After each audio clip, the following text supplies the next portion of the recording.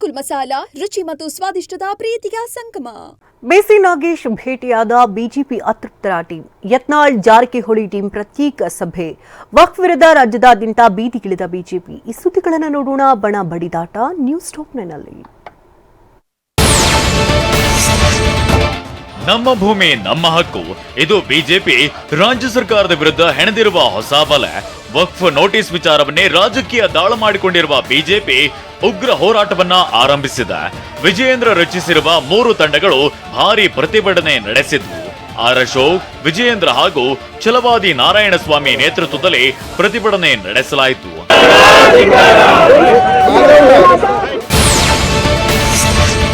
BJP ವಕ್ಫ್ ವಿರುದ್ಧ ಹೋರಾಟವೇನೋ ಶುರು ಮಾಡಿದೆ.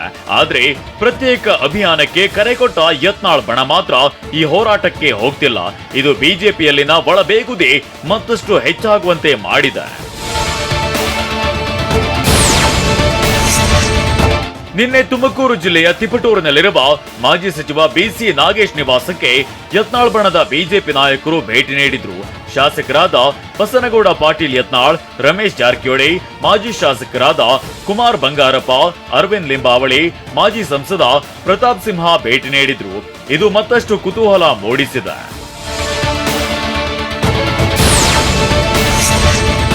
ಬಿಸಿ ನಾಗೇಶ್ ನಿವಾಸಕ್ಕೆ ಭೇಟಿ ನೀಡೋದಕ್ಕೂ ಮೊದಲು ಬೆಂಗಳೂರಿನಲ್ಲಿ ಯತ್ನಾಳ್, ರಮೇಶ್ ಜಾರಕಿಹೊಳಿ ಬಣದ ಅತೃಪ್ತರೆಲ್ಲ ಒಟ್ಟಿಗೆ ಸೇರಿದ್ರು.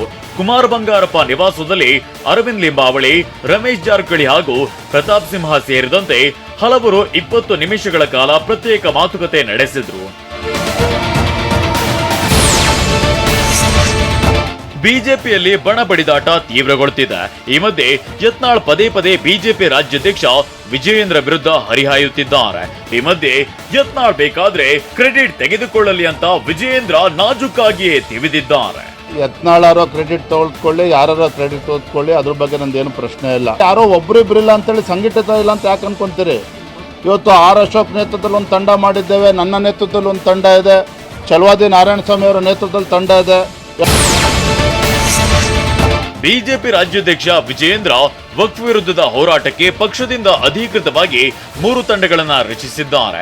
ಆದ್ರೆ ಈ ತಂಡಗಳ ಬಗ್ಗೆ ವ್ಯಂಗ್ಯವಾಡಿದ್ದ ಯತ್ನಾಳ್ ಆ 3 ತಂಡಕ್ಕೆ ಅಪ್ಪ ಅವ್ವ ಇಲ್ಲ ಅಂತ ಹೇಳಿದ್ರು. ಇದಕ್ಕೆ ವಿಜಯೇಂದ್ರ ಖಡಕ್ ತಿರುಗೇಟನ್ನ ನೀಡಿದ್ದಾರೆ. ಯಾರು ಅನಾಥರಾಗ್ತಾರೆ ಅನ್ನೋದು ಸ್ವಲ್ಪ ದಿನದಲ್ಲೇ ತಿಳಿಯುತ್ತೆ ಅಂತ ತಿವಿದಿದ್ದಾರೆ. ಅದಕ್ಕೆ ಅವು ಇಲ್ಲ ಅಪ್ಪಿಲ್ಲ. ಸೋಮ ಯತ್ನಾಳ್ರು ನಮ್ಮ ಟೀಮ್ ಮಾಡೈತನ ಮಾಡ್ಯಾರ. ಅವ್ರಿಗೇನು ವಕಫದ ಕಾಳಜಿ ಇಲ್ಲ. ಅವ್ರ ಕಾಳಜಿ ಇರೋದು ಮುಂದೆ ಮುಖ್ಯಮಂತ್ರಿ ಹೇಗೆ ಆಗಬೇಕು, ಮತ್ತೆ ಅಪ್ಪನ ಹಾಗೆ ಲೂಟಿ ಮಾಡಬೇಕು. ಈಗ ಯಾರು ಅನಾಥರಾಗ್ತಾರೆ ಅಂತೇಳಿ ಬರೋದ್ರಿಂದಲೂ ಗೊತ್ತಾಗ್ತದೆ. ನಾನು ಇನ್ನೇನು ಅದ್ರ ಬಗ್ಗೆ ಹೆಚ್ಚು ಮಾತನಾಡೋಕೆ ಹೋಗೋದಿಲ್ಲ. ಭಾರತೀಯ ಜನತಾ ಪಾರ್ಟಿ ನಾವು ಒಗ್ಗಟ್ಟಾಗಿದ್ದೇವೆ. ರೈತರ ವಿಚಾರದಲ್ಲಿ ಒಟ್ಟಾಗಿ ನಾವು ಸೇರಿ ಹೋರಾಟನ ಮಾಡ್ತೇವೆ.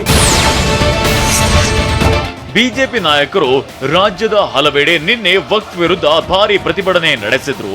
ಹಾವೇರಿ, ಕಲಬುರಗಿ, ಚಿಕ್ಕಮಗಳೂರು ಹಾಗೂ ಬಳ್ಳಾರಿಯಲ್ಲಿ ಬಿಜೆಪಿ ನಾಯಕರು ಪ್ರತಿಭಟಿಸಿದ್ರು. ನಮ್ಮ ಭೂಮಿ ನಮ್ಮ ಹಕ್ಕು ಅಂತ ಘೋಷಣೆ ಕೂಗಿದ್ರು. ಬಿಜೆಪಿಯ ವಿಧಾನ ಪರಿಷತ್ ಪ್ರತಿಪಕ್ಷ ನಾಯಕ ಛಲವಾದಿ ನಾರಾಯಣಸ್ವಾಮಿ ನಿನ್ನೆ ಕಲಬುರಗಿಯಲ್ಲಿ ವಕ್ಫ್ ವಿರುದ್ಧ ಪ್ರತಿಭಟನೆಯಲ್ಲಿ ಪಾಲ್ಗೊಂಡ್ರು.